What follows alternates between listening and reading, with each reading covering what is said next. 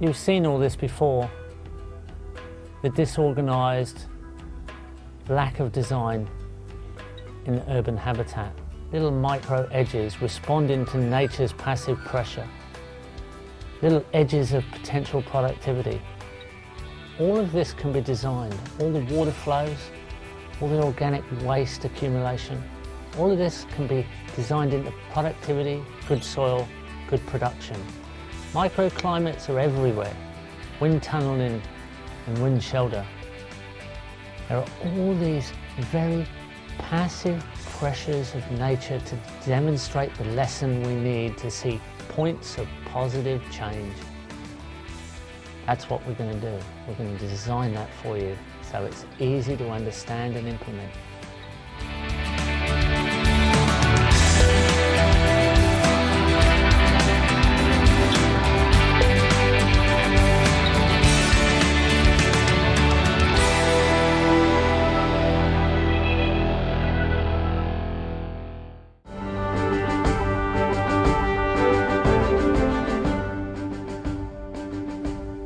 We're going to take you into the small space, the micro space, the high density of humanity, the city, the town, the urban settlement. We're going to get into those small garden spaces. We're going to show you how you can link all the different elements together. The connectivity of permaculture that gives you that matrix, that life web of design. How do ducks and their nutrient flow from their pond flow down with gravity, applied as design in a garden? How does your water tank overflow to set up an irrigation system? How do your worm farms work? How do your raised beds work in relation to a wicking bed? All these different elements working on the thermal mass of your house or the streetscape. Everything you need to know that can make your life an easier energy audit and a more positive and beautiful footprint. Remove the guilt, get into the design, get that fresh food, that food that's absolutely fresh in time, short in distance, and beneficial as a therapy. These design elements are easy. We're going to take you there. We're going to apply it and we're going to explain it to you so you can do it for yourself. Welcome to urban permaculture, the most intense permaculture there is on this planet. The center of the city, the urban landscape.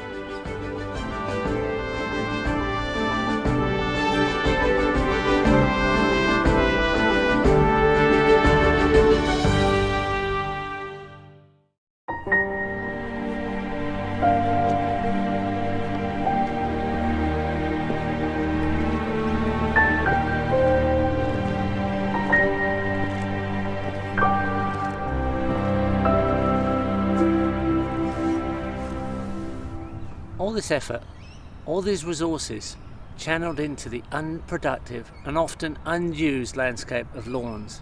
There's more water, there's more fertilizer, and there's more chemicals applied to lawn per area than agriculture.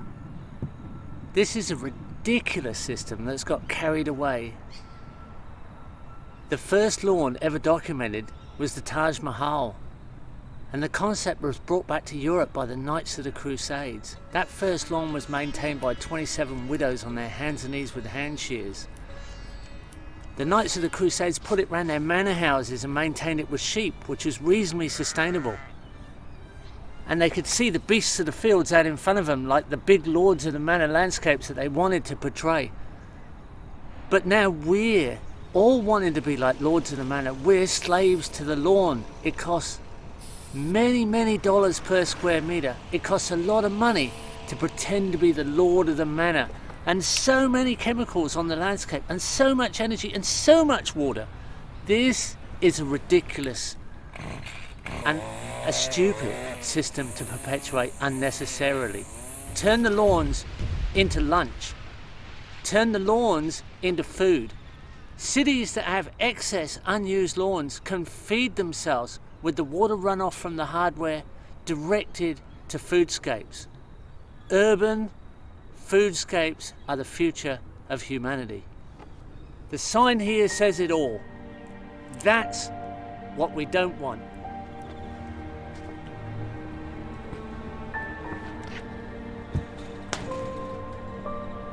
Evacuation assembly point. If we now look down, you'll see what lawns are actually good for, and the only thing a lot of lawns are good for: turning into good mulch.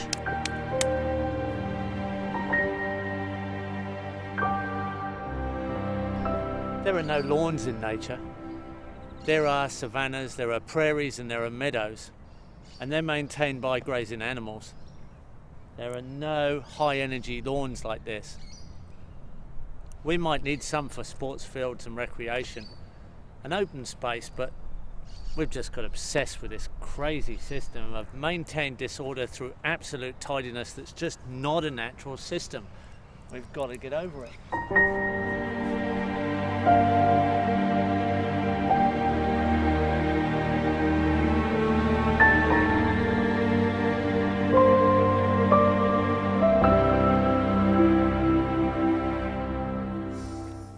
Well, here we are in the suburbs. It's just really a lawn mowing, time wasting, money gobbling, environmental and economical disaster. It's really quite disappointing. This is a nature strip system. It's called a green strip in America. It's only America, Canada, New Zealand and Australia that have nature strips. And if we actually converted the lawns that we don't use and the nature strips that we don't use in the city, we could feed a city with the same amount of energy that's poured into this money-wasting, time-consuming nightmare of a system. This over here, now this is something interesting.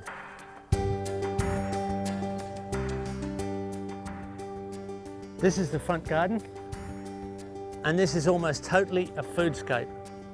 It's a water-wise garden, and this footpath is deep mulched on top of newspaper, so that nothing's going to grow in here. It's just a functional footpath access way, but it's perfectly on contour, so it harvests water and soaks it passively to the lower beds. So there's functional relationships, water harvesting relationships. It's definitely considered a water-wise foodscape.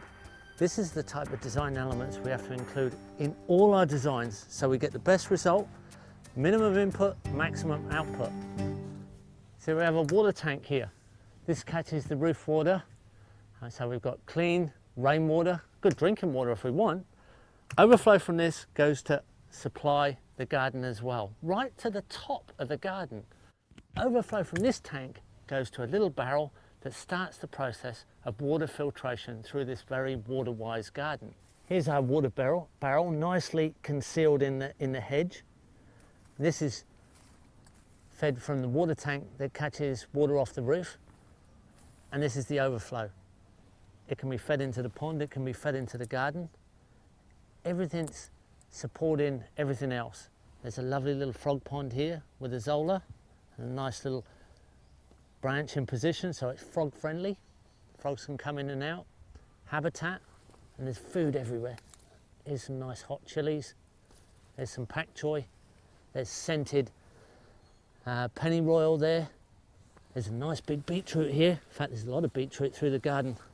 So we have contour layers designed into the garden so the water slowly soaks through.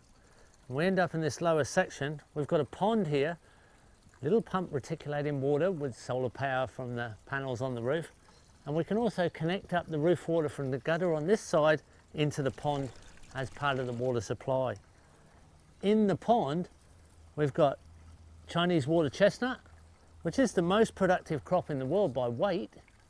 And we have a Vietnamese mint, as well as other ornamental plants and our mulch azolla as well. Overflow from this pond carries on and feeds further on down the garden. When we put the swales in, about a week after, we had a tremendous storm, and I was down the backyard and got caught in it, and down came the rain, and I turned around and the swales had filled, and I was just so excited. I went, look, they do work. And then the water just soaked into the soil. Just wonderful to see.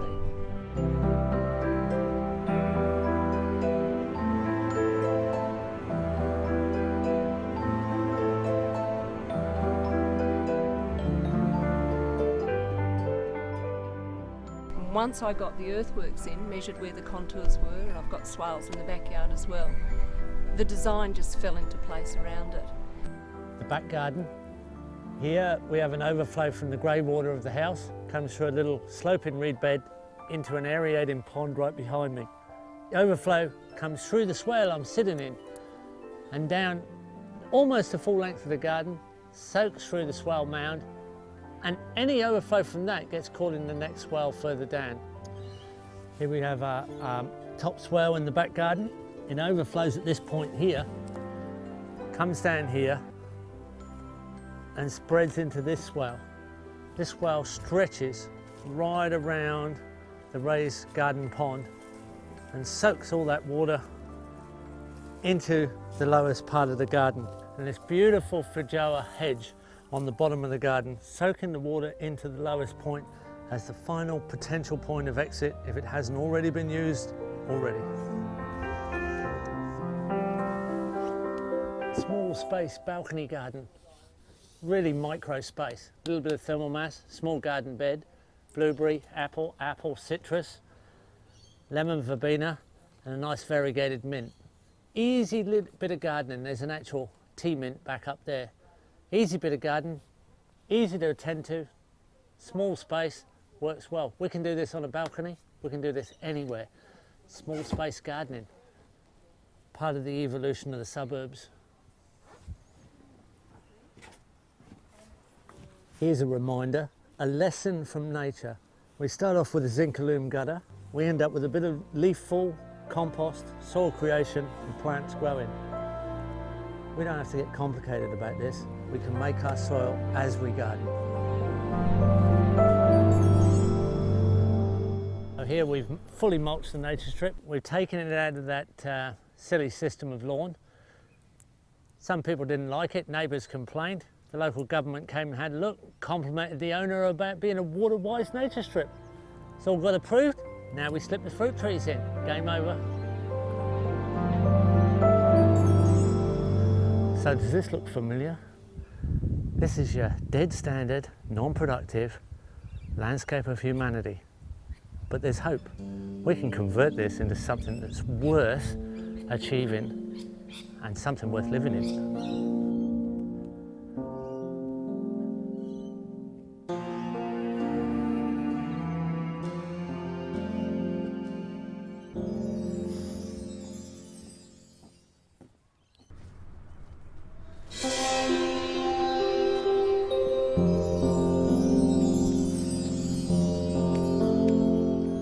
High-density human settlement. A challenge for permaculture? Small space? Wrong aspect? No, no challenge. We can come up to that challenge. Let's go and have a look at something that's been done really well. And this is something really worth paying attention to, because we have detail here. We have things that really work in small space, even when aspect and the actual area is something you would think limits the ability of design. The more restrictions, the more limitations you put on the design or a design site, the more creative you become. Opportunities just abound in small space intensity. All kinds of microclimates, all kinds of opportunities. This little space is just a wonderland of permaculture diversity. There's probably the highest density of plant stacking we've seen on any location. This is really urban permaculture in its most extreme expression. We have little ponds, flows of water. The space inside looks at the space outside directly, an infallible technique of making sure everything is attended to because you can see it from your personal inner space of the house. Vertical stacking on walls, trellises, little gardens, edges, pot plants, trees, climbers, herbs, medicinals. The whole thing stacked into very, very small area, very small space, extended micro edge, little pest and predator techniques involved everywhere. It's so tight, but so beautifully intricate and productive. There are so many lessons here. The whole system is a lesson. And we're even up against natural forest where we have eucalypts around us, allelopathic trees. It doesn't make any difference to this. There's little techniques of fencing to keep out wild birds and possums. There's native bush turkeys here that could potentially get in to the garden. I'll step over a little fence. There's all sorts of micro techniques that are working with the environment, pleasant little signs. Nothing succeeds like excess. All sorts of messages. Let us enjoy each day. Take time to be sage. Funny little sayings. There's a real enjoyment and a pleasure. There's a therapy in this system that's an added benefit to the physical event of gardening. And then you've of course got the productivity. You've got the health. You've got the 0 food miles, 0 food time, 0 food guilt. Therapy in relation to the action and interaction with the environment of growing food right next to the wild environment. Zone 5 is right on the doorstep of Zone Micro 1. This is something that we can learn from. Here is the productivity in the urban landscape that is only taking up 3% in volume area production compared to agriculture. 97% of agriculture is a waste of time, waste of space, waste of energy. This is the productive space, the micro space. Nothing beats the square meter production, energy efficiency of the urban micro space. This aspect where you're looking now, this faces southwest, which is like the worst possible permaculture aspect. So what I have to do is utilise what I can. I've done a lot of vertical plantings. So I've got the pipe pot stand here, I've got hanging baskets, I've created trellises and I put vines over there, I've got arches, so everything's lifted up, and that helps get the sun, and it also helps with space as well. The babako, often called a mountain pawpaw. It's very much like a bland pawpaw papaya to eat, but very nice as a sweetened fruit and a salad fruit, and it grows from a cutting, but occupies very little space on the ground because it's vertically productive. So great small space productive tree, and that's what we need in urban systems. We need to be able to prune trees so they take up very little ground space and produce higher. Tamarillo, the tree tomato. Again, this is something that's very productive in that it takes up small space on the ground, quite a tall vertical stem above my head, the fruit up in a small canopy above me. Great small space productive tree. Spiders, an element that will move in when you facilitate a niche, and they're working for us as a predator habitat, occupying space and controlling some of our pests.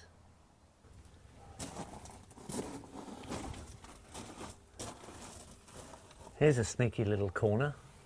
We've got our roof water tank, our first flush inverter, and here's our solar panel electricity, solar electric feedback to the grid inverter.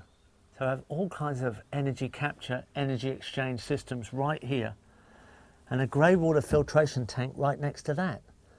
So we've got a little practical area all squeezed into a corner here in an area that's least useful and most shady, functional elements in a good place. Great design choices. There goes the water pump. Right. So there's a little bit of water going on somewhere. Overflow from the tank runs down the pipe, and then we have this little journey of discovery into our drain here, through the drain, under the footpath, and then we discover out the other side into a slotted pipe here, underneath the mulch like a micro swale, running down through our garden.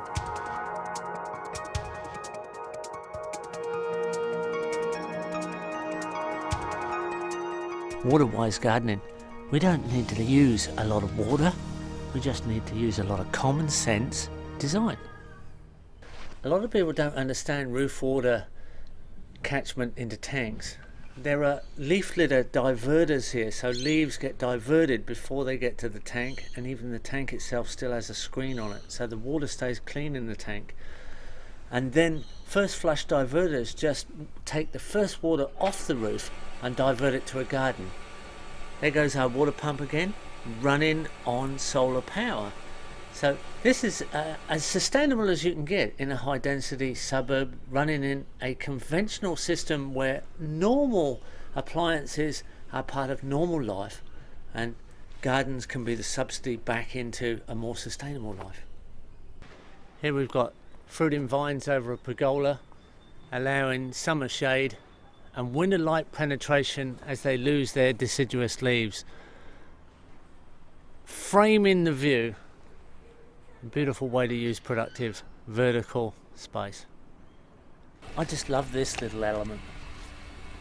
Everybody wants food self-sufficiency, some food self-reliance in these systems, but also request a little bit of sanctuary, a little bit of wilderness, a little bit of connection to the wild and nature. And we all like that, and we all deserve that. And here we've got this beautiful little natural water flow going into this little micro natural pond. Productive plants there, but a lovely little natural flow of water. And the windows right there, you can sit and look at it from inside, or you can be working out here, interacting with the garden, and any time you can just look over and feel like you're in the wild, feel like you're in nature. This is lovely therapeutic elements that make gardening all that bit more special. You're not just getting productive mulch and composty type gardenings, you're getting this connection back to the patterns of nature and the wilderness. We're all part of it. It's central to everything that we do. Here we are in a bushland setting with an urban classic design, the herb spiral. A spiral planned in bed, raised in the middle, gradually spiraling down to a little pond at the bottom. Dry plants at the top in the most well-drained position, slightly drier conditions on the way down, and plants planted in their appropriate spots that they like until we get right down to the plants that like damp conditions at the bottom. Small space, wrapping up the edge, really efficient, and it's made so that you can reach the middle without stepping on the garden from all sides. Classic permaculture design, the herb spiral. This is a really tight space. This is high density mulch and compost. Here's organic matter stored in milk crates. Here's a compost contained in one space. Here's a tumbler full of compost that we can aerate by tumbling. When we go on through, there's more storage of organic material down here below. Organic material in different forms, in different storages. A basket of mulch, some fresh mulch, a compost heap, nicely stacked, nicely covered. We're just tripping over organic matter storage everywhere. This is obviously high density organic gardening in production. A jasmine hedge. Beautiful hedges, functional, green, nice elements, but fedges are better. Here, we can cut off a hedge like this, and we can put in a fedge, a food hedge with productive plants that are not only functional, but also productive and nutritious in what they produce.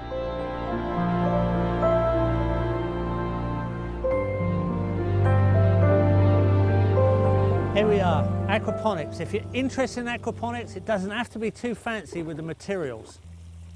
Here's an aquaponic system with 2 baths and an IBC, an international bulk container, often called a tote, 1,000 litres. The nitrite cycle from the fish is nitrite from the fish manure. When it passes through the gravel and the plant roots and the algae on the gravel, it becomes nitrate, a natural fish fertilizer converted by the bacteria and organisms in the system. This is all natural process. A great, very productive, close link between plants and protein. This oxygenates the water and keeps the fish healthy and growing and happy. You're feeding the fish are feeding the plants. The oxygenation and the cleaning of the water with the gravel, algae and plant roots keeps the fish happy because the water's oxygenated. If you want to concentrate a lot of fish in a small space, you need oxygen. You've got to exchange the water and the water's got to be oxygenated. Then you can get a lot of fish in a small space. This way it's simple. We've got plants doing the job. This is a wonderful natural plant growing system, fertilized by fish. Aquaponics can take up all kinds of spaces and shapes. It can be recycled material, or it can be really fancy and disguised within garden ponds and look very, very aesthetic. It can come in lots of different forms. Very useful, small space system. And people understand they can get fresh food, protein and vegetables in the same area with the same system. Oh, look at this. What a beautiful scene. Who says permaculture can't be aesthetic and beautiful? Here we've got a koi pond, and these could be edible fish. You can eat carp, of course, the most eaten fish in the world. These just happen to be pretty carp. And we've got a pond that's cleaned with the biology of aquaponic vegetables. And the beautiful aesthetics of garden noise with the little water trickling through, food growing in all directions. You've got to feel happy and pleasant and relaxed and pretty secure with the amount of food I can see here. Let's have a look at this aquaponic filter vegetable system that's keeping our fish pond so beautiful and clean. Everything's in its place, doing its job. We've got productive plants in the aquaponic system, bit of aquaponic flow through, bit of basil, different celery, spinach, chives, all sorts of things. And we've got filter tanks at the back. This is really just a food production filter system for our pond. It doesn't have to all be super productive. There's only 2 people to feed.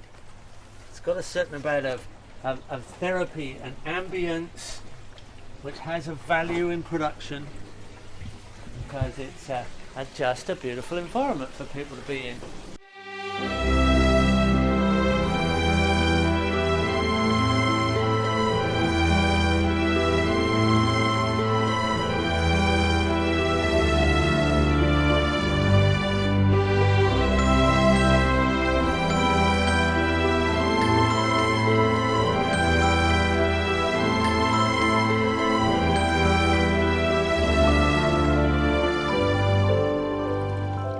Here we have a lap pool that's full of silver perch, an aquatic system. And our filter system, there's 3 baths in a row full of gravel and aquatic plants. So the water just gets pumped up and then cycled through 3 baths back into the pond, which was a swimming pool and still is a swimming pool. You can still swim with the fish. And we've got a vegetable garden surrounding it. See if we can get some fish to come up to feed.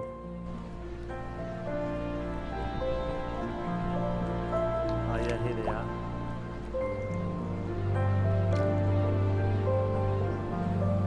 As a fisherman, it makes you feel really secure looking at something like this. You know those fish are growing fast.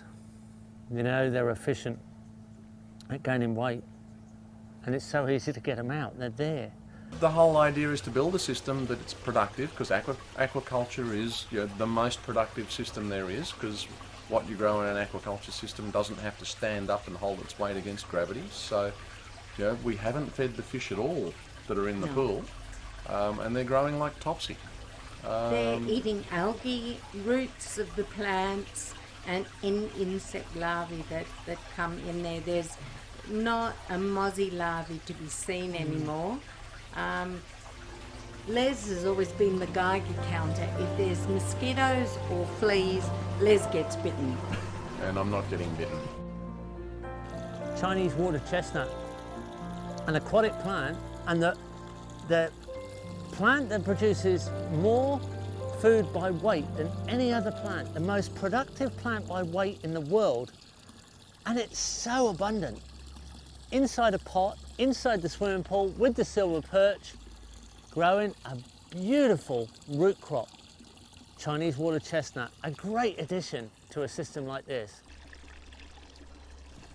That's algae, and most people with swimming pools fight against algae. They put chemicals in to stop algae. We're actually encouraging algae. Algae is one of the basic chains of life. It is the starting block of the building of life in a pond. You go from algae, which is just made with organic matter and sunlight, to zooplankton, which are the tiny microorganisms like the soil organisms, but they're aquatic, they're in the pool, in the mud. They create the soil in the shallow lakes and ponds, one of the fastest soil creating mechanisms in the world, underwater, builds more soil than forests. And then on from there to crustaceans and fish. We can introduce those little crustaceans, but starting with algae, we've got fish here that are algae eaters. They're booming on algae, and algae is full of omega-3, which actually builds their bodies rich in omega-3, a health-giving food for us. So a conversion from a problem to a solution to a beneficial food. This is too easy. This happens almost automatically. You have to facilitate these creative situations for a productive end result. We can do this, not a problem. Straight conversion, swimming pools to food. Well, what a scene. Here we are, with a beautiful lemon in front of me. I've got aquatic plants in the pond, fish in the pond, vegetables behind, a persimmon tree up over my shoulder. It's all happening. And what's interesting that is happening that we don't notice and often don't realise is at the bottom of the pond, at the bottom of the old swimming pool, we've got soil creation, and that is a byproduct of this whole event. And every now and again we can take out the really high quality soil at the bottom of the pond, which is anaerobic, has no air in it, bring it up, put it through the compost and convert it to fertiliser. So there's all these exchanges and cycles and events that we can take advantage of and harvest a byproduct of really healthy food. Fantastic. Yeah, a hook and a line and I'd have a meal out of there in no time. And it wouldn't be long before we just gain more and more and more food out of a system like this. Not only growing fish, but it's also growing vegetables on the side here. We've got vegetable gardens, chickens, we've got fruit trees. We're overlooking the whole system from the house. And you can still swim in it. Why would you have a poisonous system? Why would you have chlorine? Why wouldn't you have it cleaned up by biology? Why don't you swim with nature, live with nature, and let nature produce a surplus that gives you your sustenance? Real life.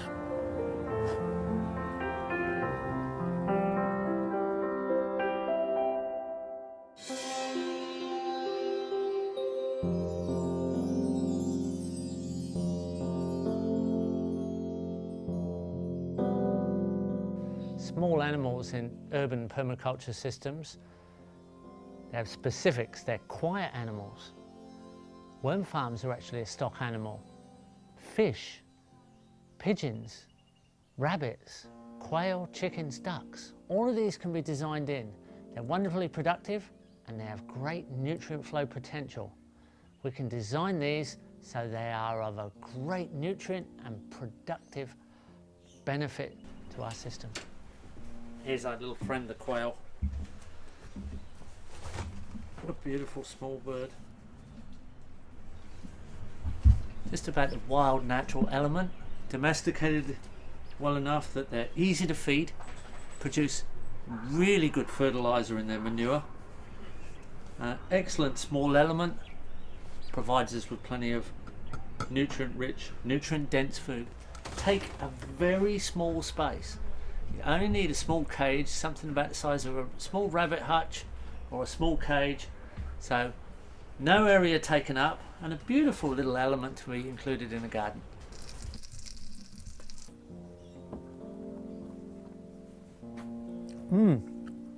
Early morning quail eggs in a permaculture garden in Sydney.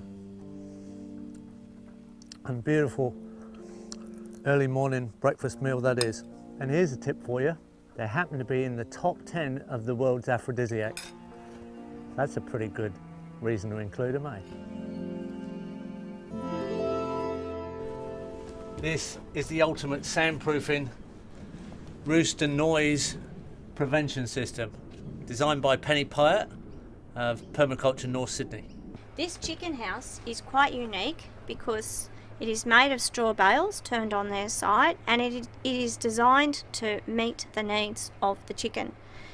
Chickens like to get up high at night, they like to roost. So inside this chicken house, it's quite high, as you can see, and there is a very high perch up the top that they can roost on and get out of the way of foxes. So it's perfect for the chicken, they're quite happy. The other unique thing about this house is because it's straw bale, it is really well insulated. So it's cool in summer, it's warm in winter, and more importantly, it muffles the noise of crowing roosters, which is a huge issue. So here we are right in the middle of a densely populated suburban area, and we could have roosters in here that would crow early hours of the morning, late at night, and wouldn't disturb anybody because nobody can hear them. Okay, test pilot rooster entering the cockpit. No, Penny. And I'm going to close him in.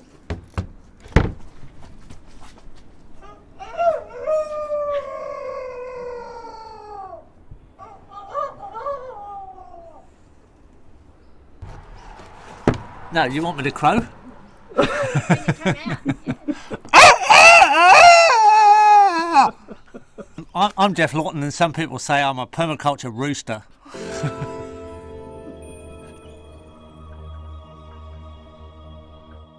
Zola, a floating water fern that harvests nitrogen on its roots and bonds it into its body, making it an ideal small space fertiliser. Produced in a small area, it doesn't get out of control yet produces quickly. Very, very high quality as an addition to your garden. Can be used as a food for fish and other living elements. There's about 16 different types throughout the subtropics and tropics of the world. A great addition, another inoculum to the soil that gives us the most productive garden space. The most productive land on this planet are the small square meterage gardens of urban permaculture.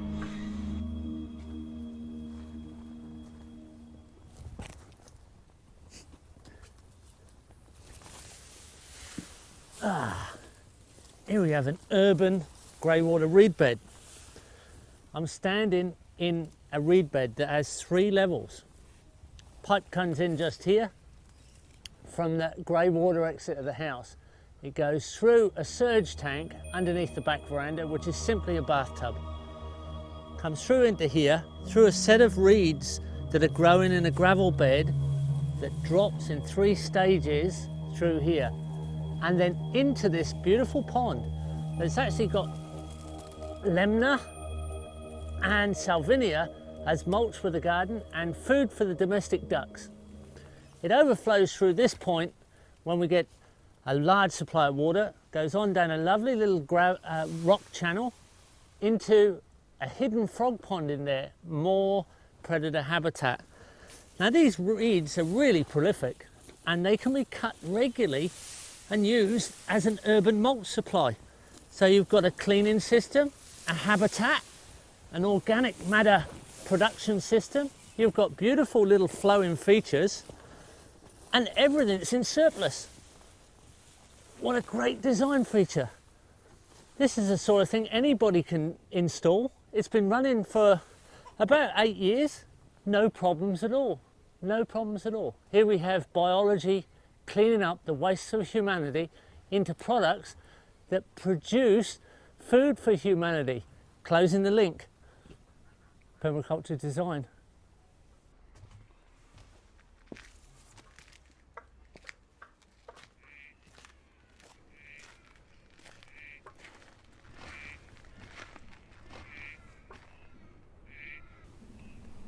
I can hear the frogs in the pond. Our urban pesticide elements. There they go, croaking away, even in the middle of the day. They're working hard for us, balancing out the pest problems. And it's a simple design inclusion to include a few small water features with fish to control mosquitoes, habitat for frogs that control pests. We've also got little rockeries all around us that are really good lizard habitat. So the frogs are working at night, or usually at night, and when it's raining, and the lizards are working when it's warm and sunny, and they're coming out of the rockeries, controlling our pest problems. We've also got bird perches absolutely everywhere, especially in a canopy garden like this, which is covered in deciduous fruit trees. They're about to lose their leaves because we're coming into the Australian autumn here in Sydney. So bird perches, rockeries for lizards, and little ponds for fish and frogs. We're getting that balance so that we have not many pest problems at all, and most of the pests are quite confused by the complexity of the system, and a confused pest is easily predated on by our favoured predator habitat. This is all part of design.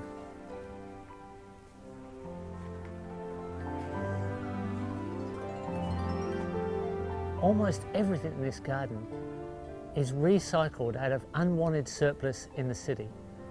It's freely available material that's been reassembled here as useful elements in our system. So it's back into productive use, providing a sustainable habitat example of humanity. Wonderful design, wonderful stuff.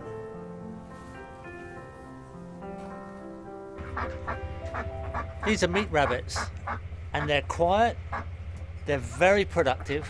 As we know, rabbits breed easy. They're great quality meat, and they're easy to keep in the suburbs like this. A suspended cage allows the manure to drop through, and if you combine it with ducks, like there is in this situation, the ducks actually do eat some of the rabbit manure. You get a mixed manure, great fertilizer, great production, great links, a wonderful system. Any of us can do this, it's easy. Rabbits eat weeds, so you can weed your garden, feed your rabbits, get good production, even feed your ducks with a bit of their excrement. There's no barrier to age in permaculture. Rosina is a retired urban gardener, and she just loves permaculture. Let me show you my tank garden.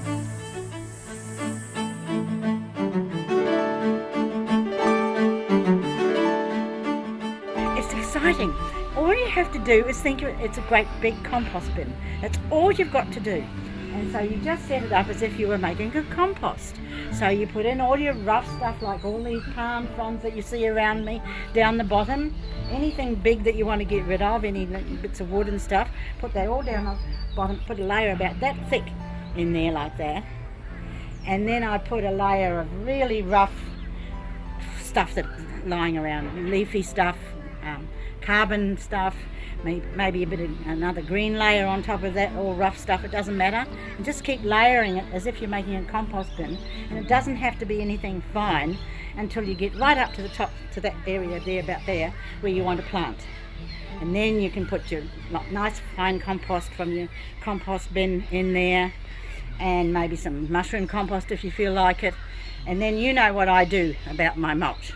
I soak my mulch in molasses and kelp.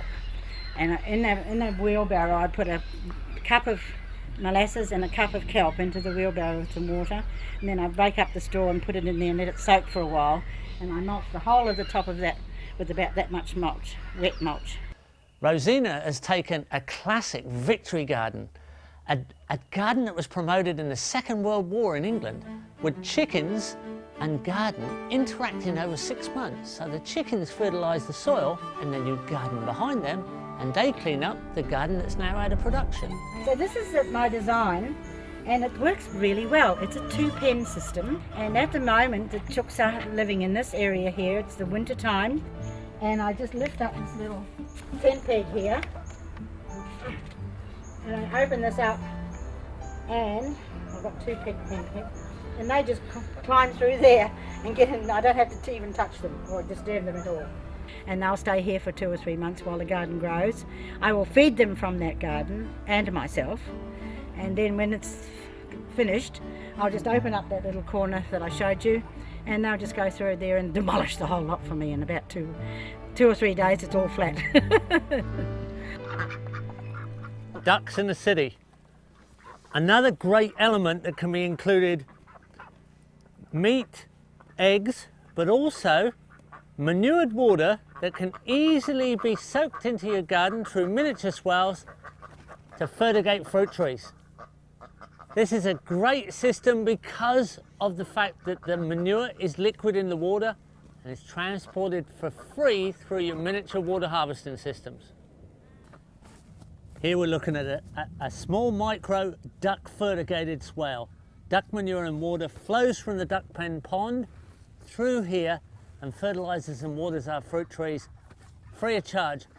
All works with the ducks doing what they like to do, manuring in their pond water. And there's such beautiful animals to have around.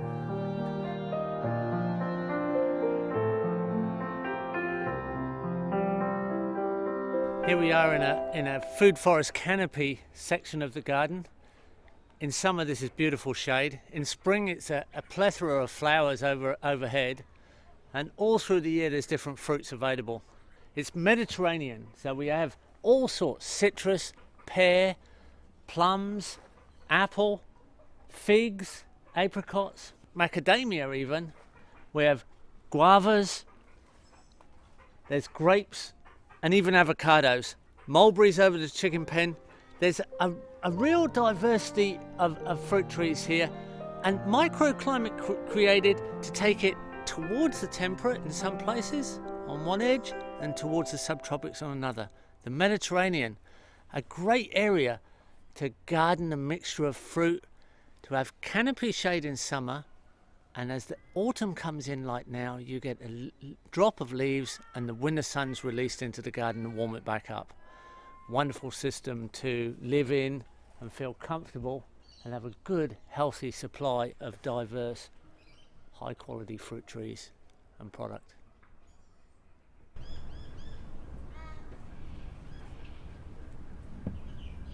Roof water collection into a tall water tank, good quality rainwater, captured almost at the height of the roof gutter itself. So a real tall stack tank, picking up maximum amount of water, taking up minimum space. Really good element to include, more or less drought proofs this garden.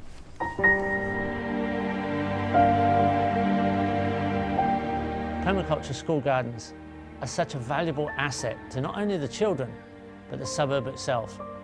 Every lesson that can be learned in the classroom can be learned outside in the garden classroom, and then it's extended out home to the family and out through the suburbs.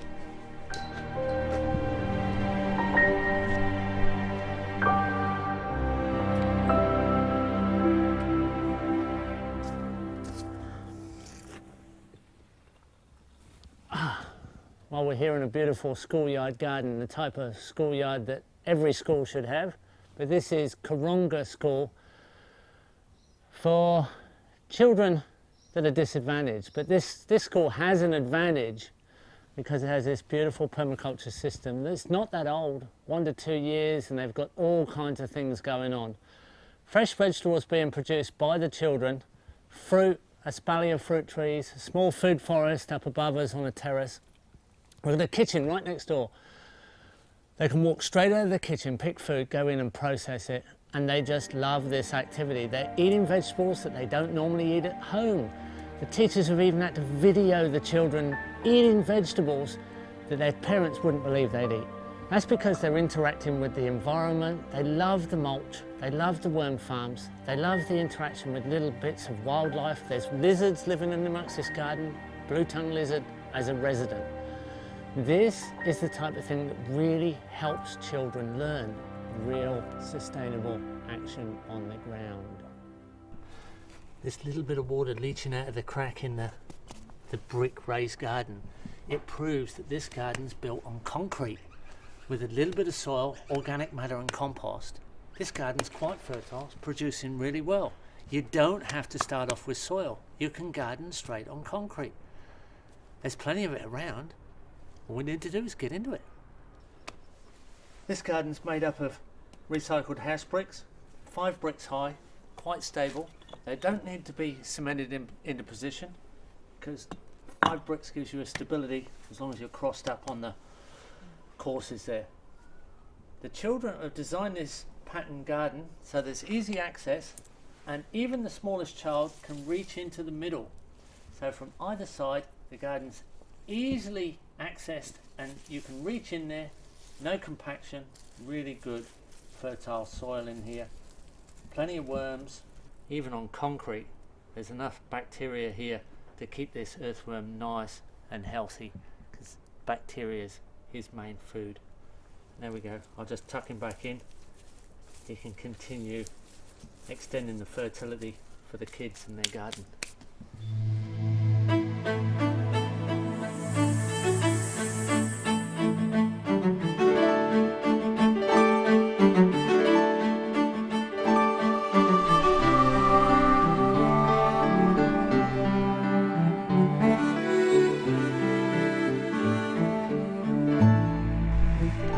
Here we are, an urban garden just 2 years old, just over 2 years, and all of this production, all of this potential, more than enough food for 1, 2 or even 3 people. And now the owner's moving into chickens, the free range chickens through their urban food forest. The swales are working fine. A perfect casual example of how we can produce our own needs in the suburbs with very little effort, just good design as the process.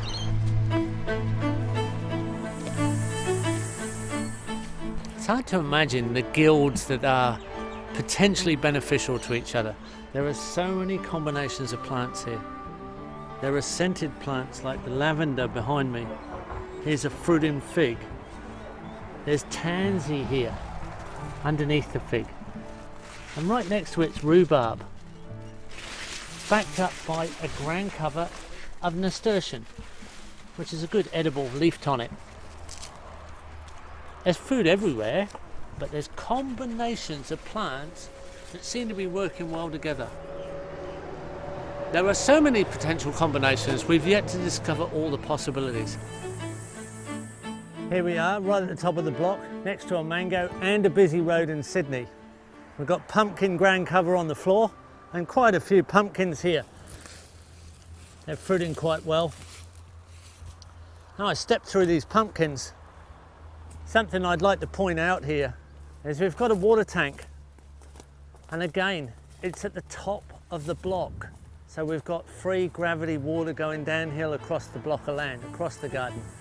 It's up this high because that's just high enough that it can be fed from the roof to get maximum gravity fall from the water tank. Important design element. The overflow from the water tank comes down here under this little cross pipe into the first urban swale of the system. And now we've got a matrix of food forest species, smelly geraniums, distracting pests, lavender, smelly and distracting pests, remnant ornamentals from the previous garden design. Our citrus are here, pepper tree, feijoa. We've got compost bins, overflow of the swale, garden pond, another garden pond. So we've got predator habitat, more pumpkins, and another urban garden swale. A lovely weeping mulberry, the Chatoot mulberry. Stepping over more pumpkins again. It's pumpkin time of year. Past the bridge on the swale. More compost bins. A pecan tree. And on we go through finer and finer gardens. We've got figs and we have an espalier apricot against the western wall of the house. The apricot does like a dry condition. It gets a cool enough winter here, but the thermal mass of the brick wall gives it the dry condition that imitates a slightly more arid climate. Good positioning for an apricot, good tree to espalier against the wall.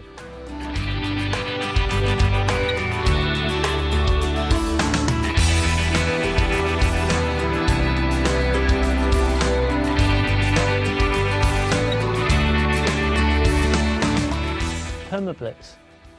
This is the name we give to a lesson in action.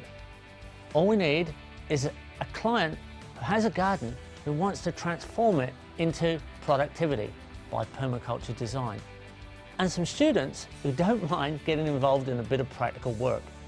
So what we do is we put these elements together. The people who want to learn, the people who need a job done, and this becomes a practical lesson. Design is the initial element after observation, and then when we have agreement on design, we move in and we actually do the job with multiple hands working together, tools provided, materials provided, and very quickly we have an end result that is a really good, positive lesson and a fantastic thing to leave behind for your client. We all coming in?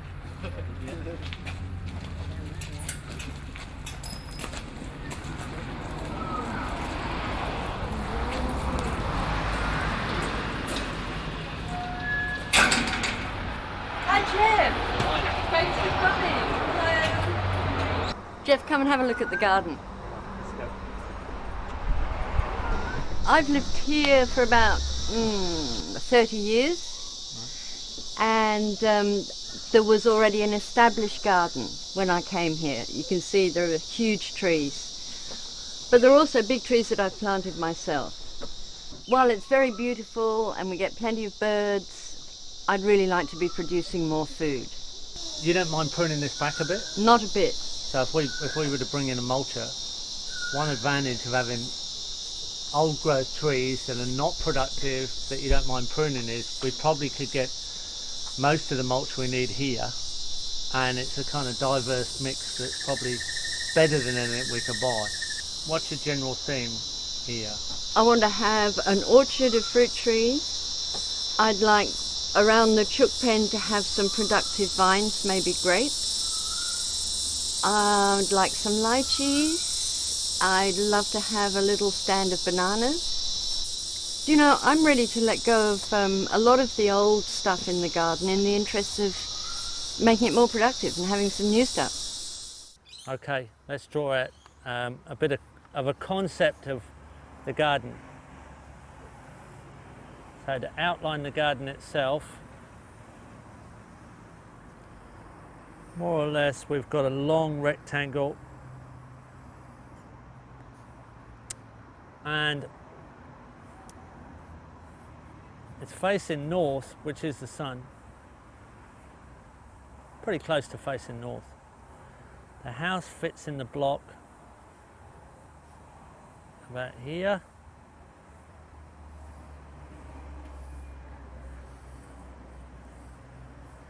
Set of stairs where we're sitting now, and we have a footpath coming straight into the house. We have a driveway which is 2 concrete strips.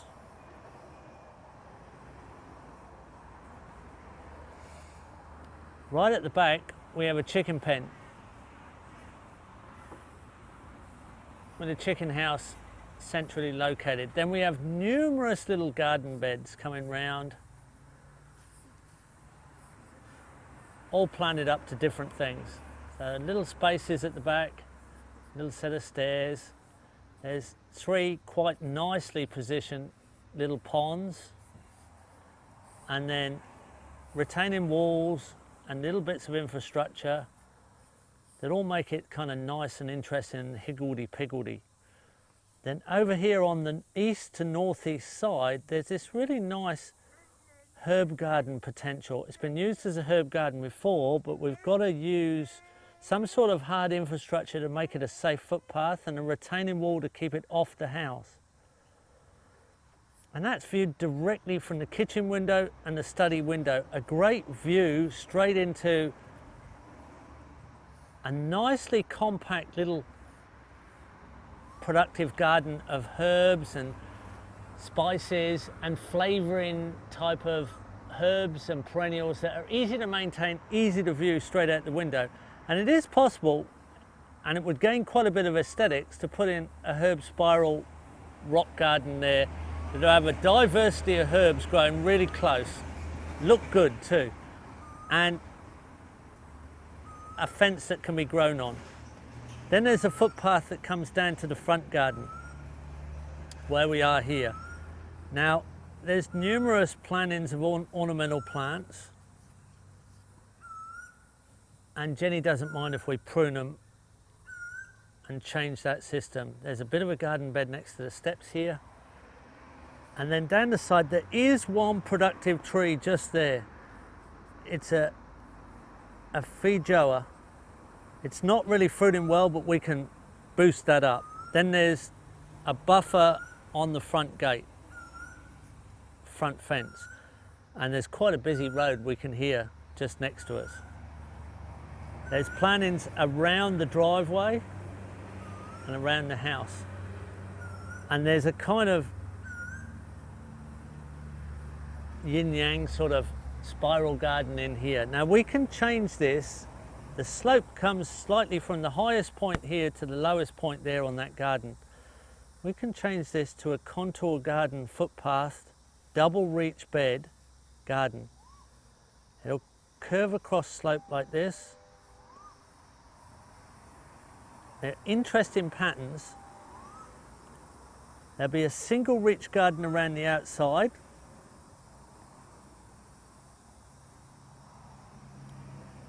And double reach garden through the middle. So here's our double reach garden beds here. You can reach to the middle from either side, and they're on contour. They're harvesting water, so this is contour from this end to this end of each footpath. Now there is a water flow issue, Jenny tells us, coming under the house that often washes out the front footpath.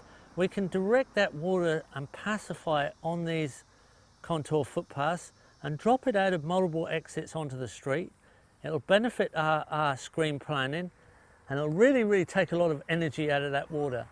Now we have another narrow garden bed here, and we can quite easily put little keyholes into this, keyhole gardens coming in off the side of the footpath, and we can garden in here a whole mixture of picking greens and regularly attended crops that can be picked all the time by simply walking down the footpath and regularly picked next to the footpath here, and then larger growing beds across our front lawn. That's our main annual production area. Keep the access open through from the driveway. We've got a screen plant in here and some palms that could be taken out. Now those palms here could be transplanted because they're easily accessed from the driveway. So these could be extracted and possibly even sold on to landscapers as mature palm transplants. We can design in a buffer screening here of the house next door with ornamental flowering plants and some productive plants like rose apple is a fruit tree that works as a good screen and also has a very aromatic, nice flowering fruit, flower and fruit. Feijoas will also work along here. There's a crepe myrtle already in position and a malviscus. All of those can be pruned as an integrated hedge, food hedge, fedge. So this could be a screen, fedge. Beneficial to screen the neighbours, but also nice for the neighbours to look at. There's multiple tank positions just in the back garden. There could be a tank here or here. There would be possibly positions down near the front here where we could take out this garden position here and put another tank in. There might be possibilities of a fourth tank over here. There are 1, 2, 3, 4 positions. You might find another position over here for a tank. So we might be able to share the tankage of the water around the house, because the runoff from the gutters goes in different directions, and there's quite good guttering and leaf screening on the gutters already. So I think it's a better option to find tank positions in each corner and put smaller tanks in rather than one large one with lots and lots of downpipes. So annual garden here.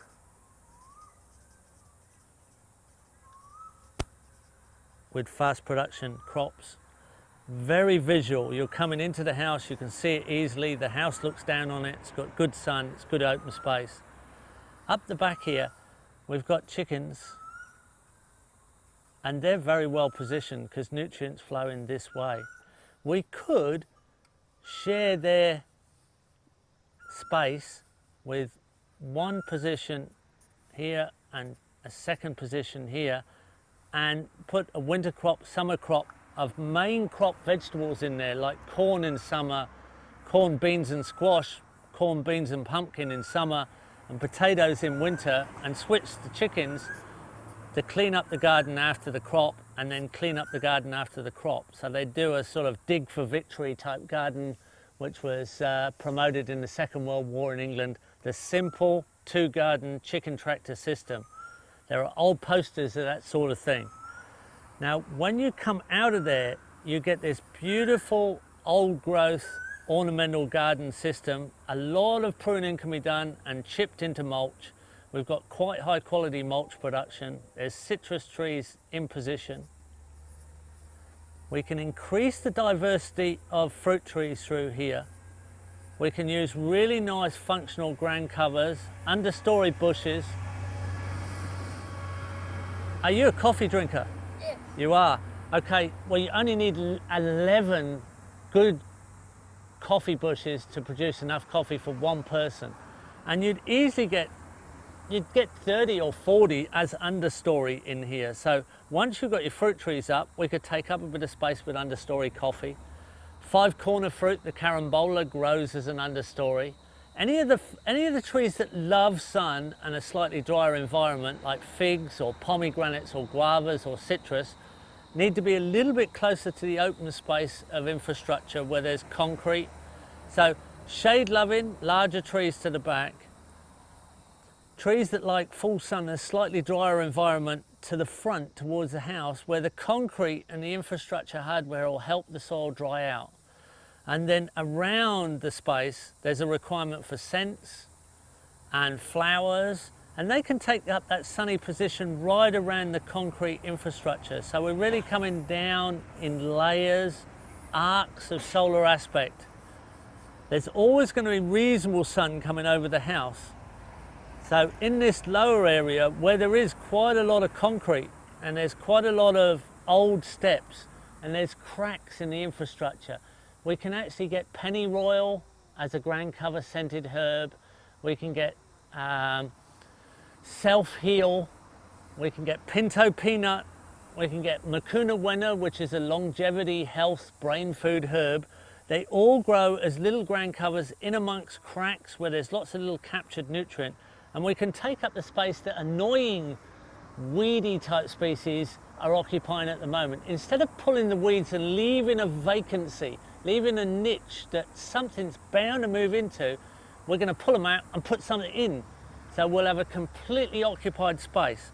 And by the time we get through there, we got a little special herb garden. We got our water tanks for water self-sufficiency in drought times, and of course good roof water to drink if we want. Annual garden at the front. We've got a pretty low maintenance, high productivity, sustainable urban habitat of humanity. That's what we're after. That's what we want to do. That's what we can do for people. And we can make sure anybody can do it, and they can feel really confident that anybody can do this after a little bit of design, a little bit of enthusiasm, a little bit of passion, and we can all get into a comfortable suburban landscape. Here we are, day one on the Perma landscape job.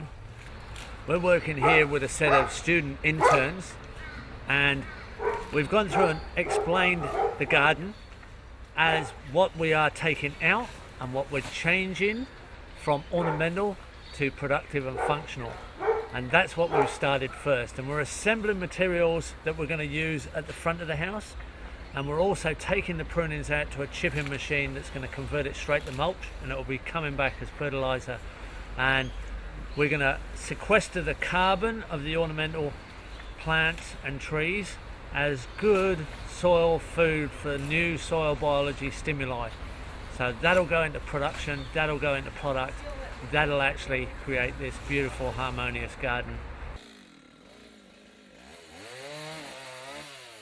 When you go into design, you have to observe really carefully what's around you and listen.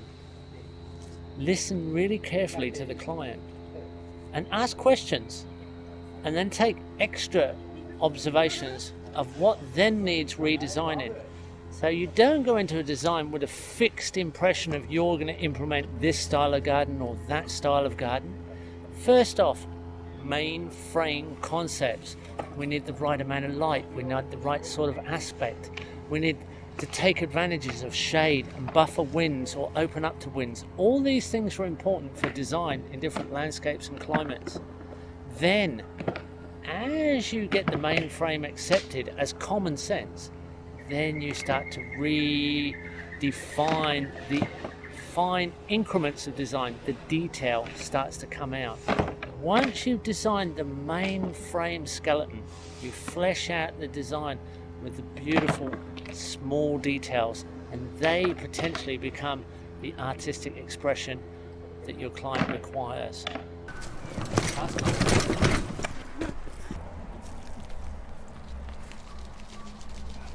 What we're noticing here is an evolution of the ground base. The forms of the ground are coming out.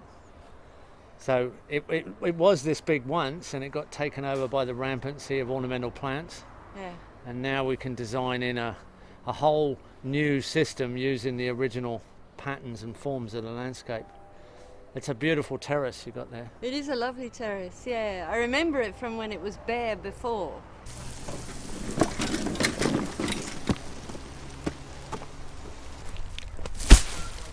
Well, right now we're at a stage where we're bringing in new materials and bulk product like heavy mulches. We're moving rock walls and stone edges around, and we're also placing plants into position. And you have to be careful here because you've got living elements that you want to go through as permanent parts of the garden, and big bulky material moving in to become the organic cycles in the system. So you're going to be coming through citrus trees, sort of line of citrus trees at this contour. Some of them are overstory, some of them are understory. And the understory ones are sacrificial. They'll only be here for a few years and they'll cycle through. The overstory ones can be chopped out later, but some may be permanent, like big canopy trees that'll sort of cycle nutrient in the end. Okay, here we're planning a hedge, kind of a food hedge, what you might call a fedge.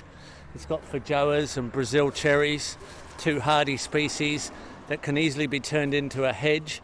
We've got one or two acacias, nitrogen fixing trees, that will support it into establishment, give it nitrogen, give it some shelter, and create the mass in the early days. Then the fruit trees and the hedge type species fruit trees will take over and form a green barrier, separating this garden from the neighbours and giving the neighbours something nice to look at from behind, a food producing hedge.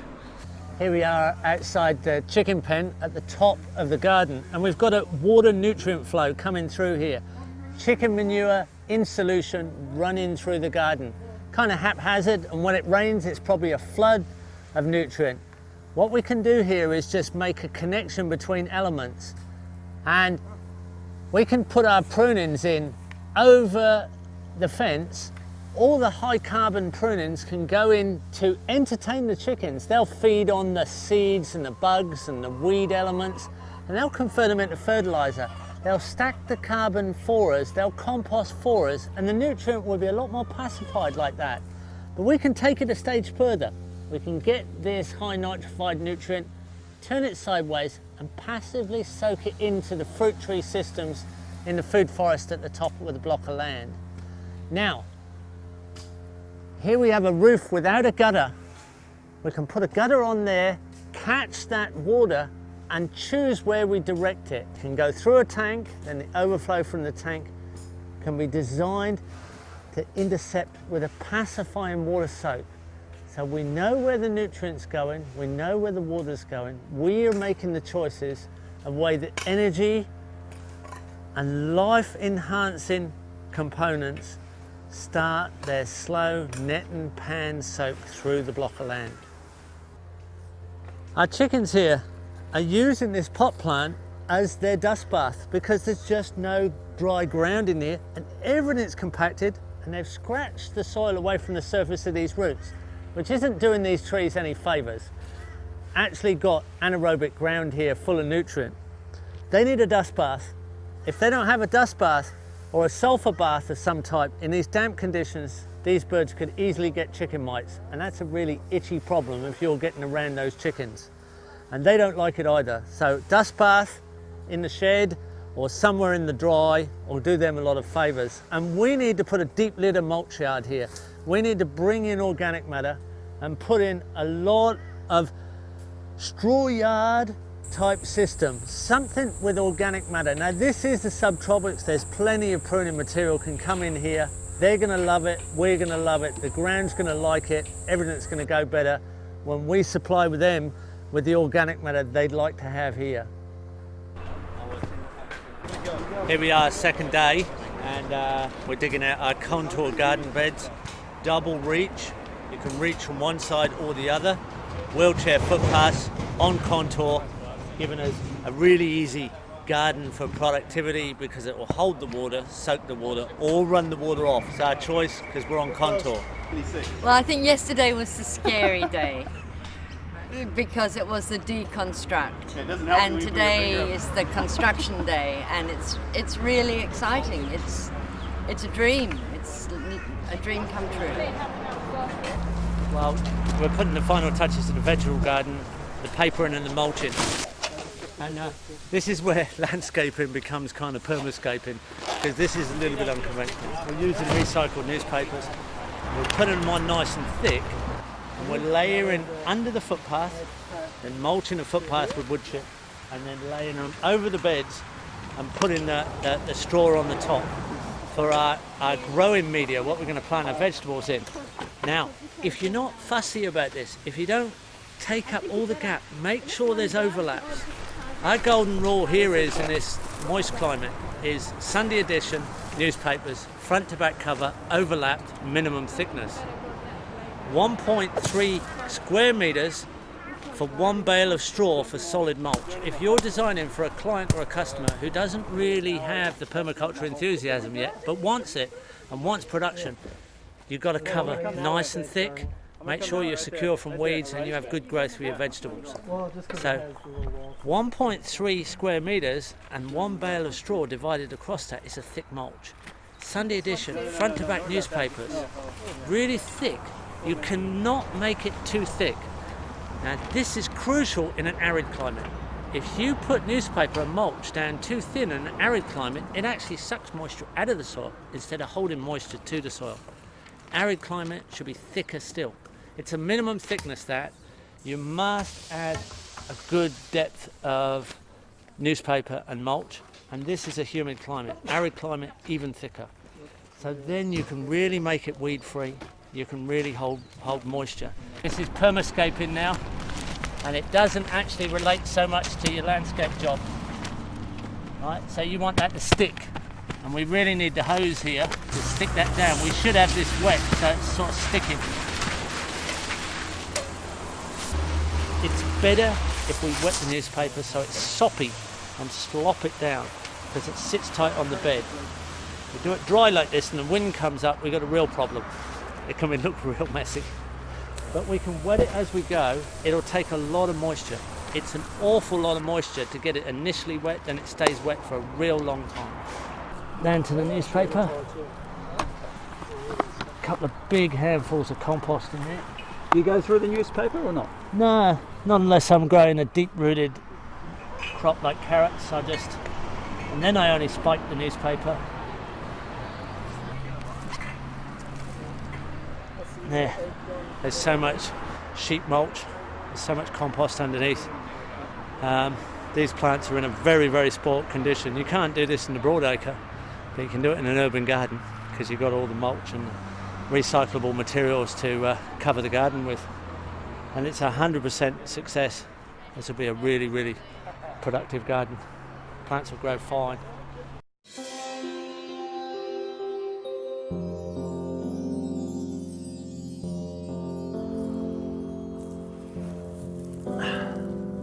Well, here we are about 4 months later.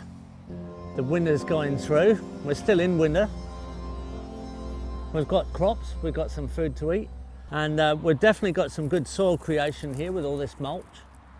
These garden beds are on contour, so the footpaths are acting like little swales and catching the water and soaking it in.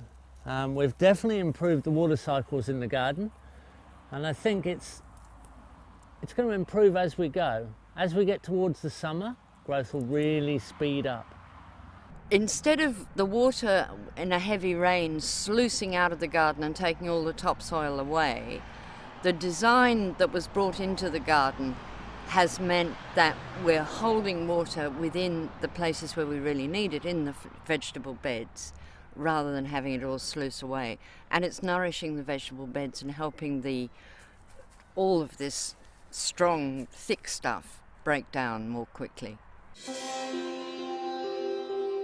Well, our dressed up little herb garden's coming along. Our footpath's working well.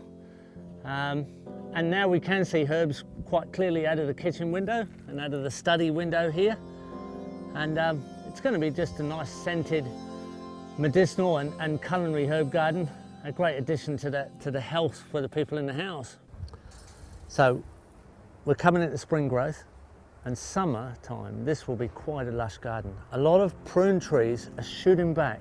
They're small coppice growths now, and if we choose the leaders that we want and cut the rest off, they'll come back to quite a long, leggy tree, or we can cut them down as bushes. We can choose the amount of shade we want. We can manipulate the garden as mulch producing, shade producing, however we want it to go. We've got control of this garden now, and we can lean it towards productivity, good permaculture design, by pruning and manipulating our regrowth of ornamental plants and trees.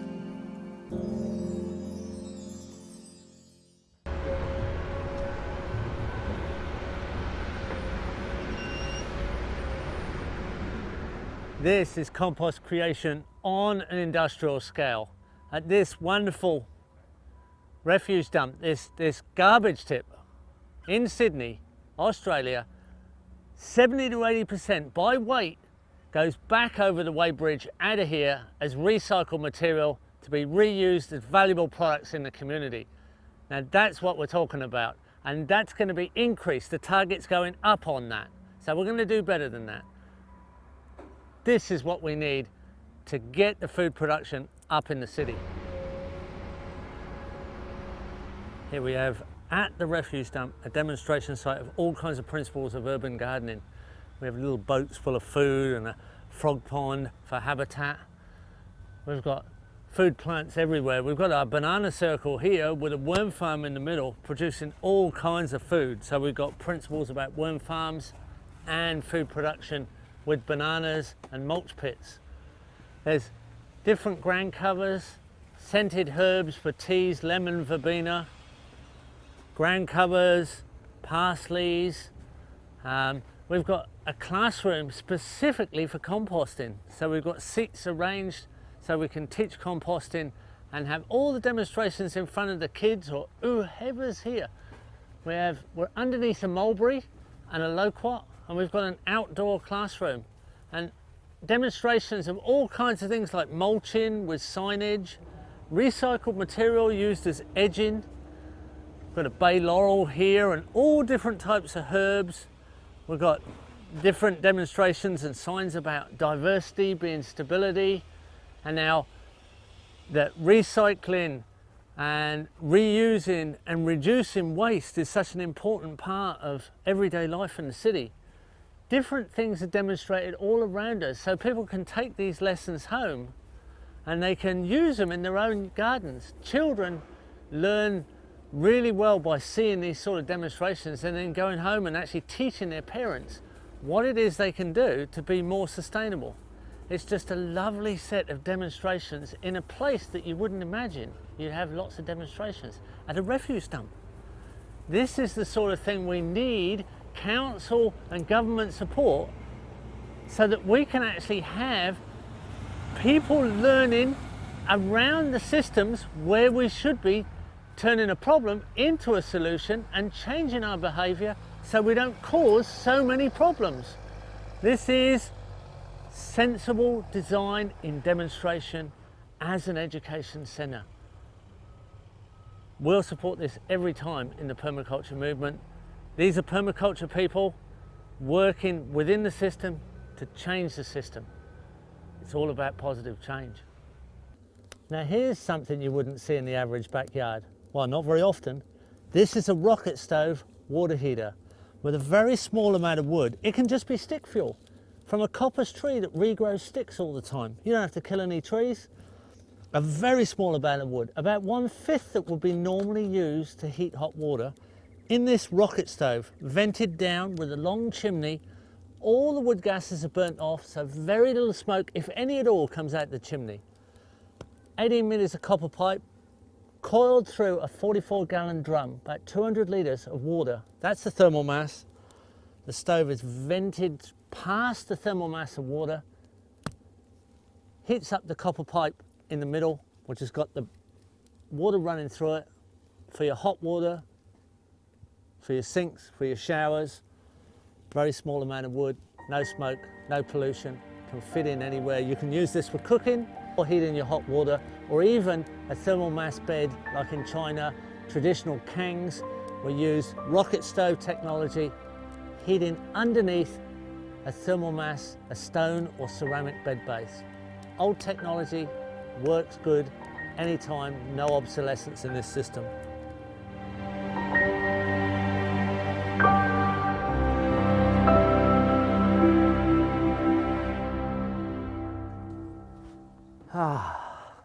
Well, this is a nice scene. We're here at a community garden, a complete diversity of vegetables, fruits and vines all around us. And there's all kinds of little interesting objects as well, dressing the place up, making an interesting community space where people learn gardening. They can rent a little plot here and then take their experiences home and extend it out through their own garden. This is a great system. There's all kinds of raised beds being demonstrated here and in production, because it's an area that gets a little bit wet sometimes. A lot of community garden spaces are given to the community when all the urban space is taken up, and often areas that flood aren't used, so they're given over to the community for gardening. So often raised beds, but a great space, an enjoyable space to be in. There's a lot of community action here, a lot of learning, a lot of socialising, and a lot of really good food.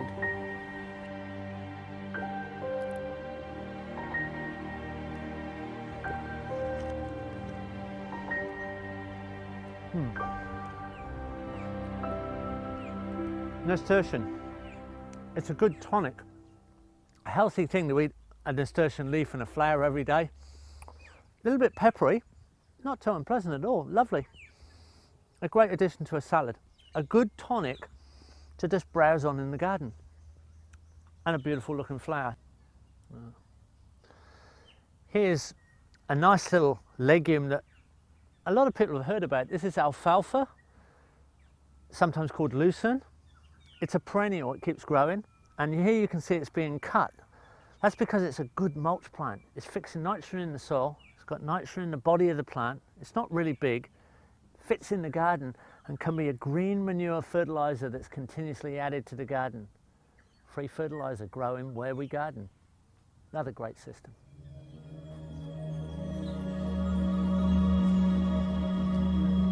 Here's a little volunteer plant, something that could be called a weed.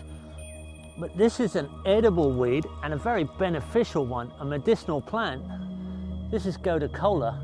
It's full of minerals and it's a great brain food. So, a little bit of Goda cola every now and again. Fresh, out of your garden. It's a passive little ground cover, works fine as a great free interactive. This little herb Robert, Geranium robertinum. Well, an insignificant looking little plant, but this is one of the plants that has a very special quality. It oxygenates the cells of the body and raises the potential of any herbal remedies that you are taking. Very few herbs do this, oxygenate the cells of the body. A great herb. Grows just like a weed in your garden.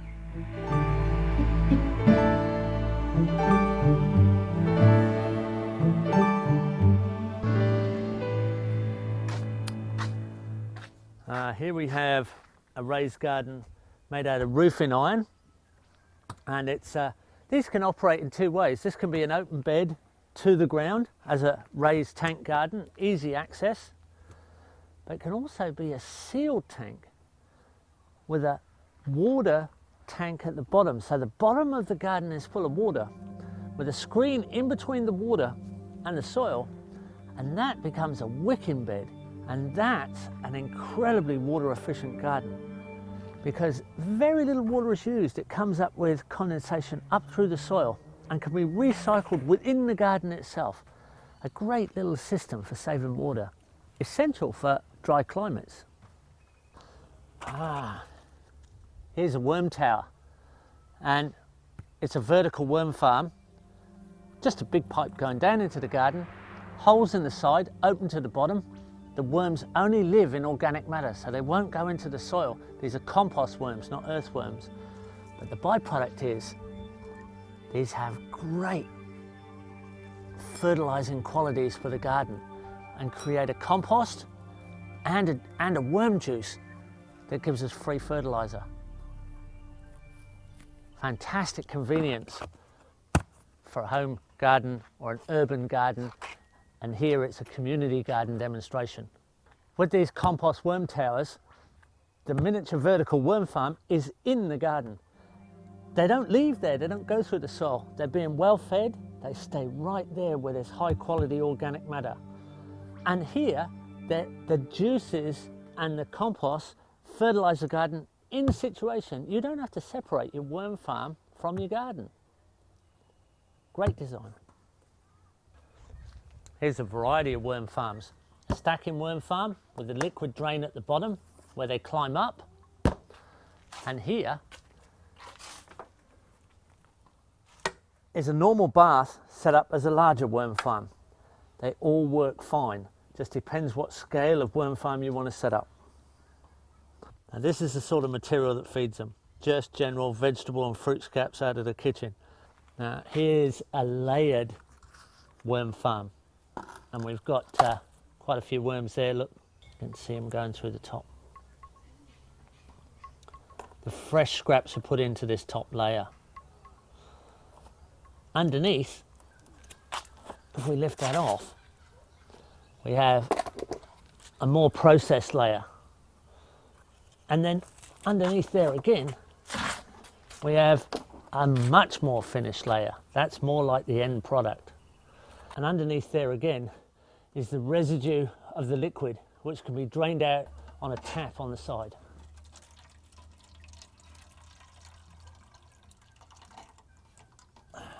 There we go. High quality worm juice. Compost worms are not earthworms. Compost worms live and feed on organic matter above the soil. They die in the soil. There's many different varieties. Red wrigglers, brownlins, tiger worms, African night crawlers, Indian blues. It doesn't matter which variety you use, they all do a great job. They eat their own weight every day. They excrete all this lovely material that's like a compost, sticky compost. And they also have a juicer, a fluid that comes out of the worm farms that is a great liquid fertilizer. You can buy them online, you can buy them in the post, they send them to you in a tube. They double their population every 40 days. So it's easy to get up to a working population, and they moderate their population in relation to how much feed you give them. So it's a great little interaction between a little mobile element and the garden itself. Symbiosis in the urban gardening.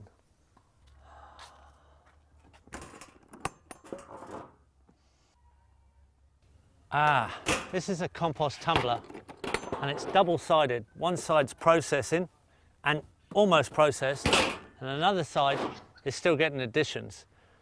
This is a system that's receiving organic waste from the local community in a community garden, and it's being tumbled quickly to get a fast process of compost.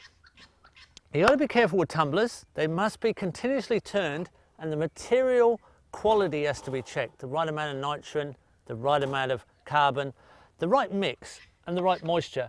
This system has drains, so it drains the moisture quite well. It's a good innovation, and they are good innovations as long as you keep a check on the type of material. Continuously turning, they'll process material quickly. They take up very little space. That's the great advantage of a tumbler. And this can be then taken back to the community to plant fruit trees in the street. Now that's an even better innovation, because the end result is ongoing productivity in streetscape. Streetscape fruit trees, fertilised by the products from the cafes and food outlets here, through the community garden, compost made, and then fruit trees planted back with the same fertility right here in the sidewalk. That's what we need to see more of in the urban environment. Productivity directly in the street, where people walk and drive and interact in the commercial environment.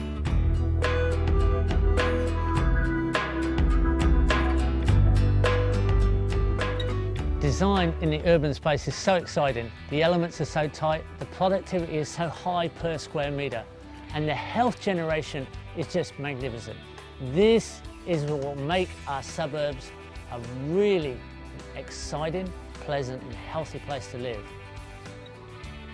Let's go out and do it.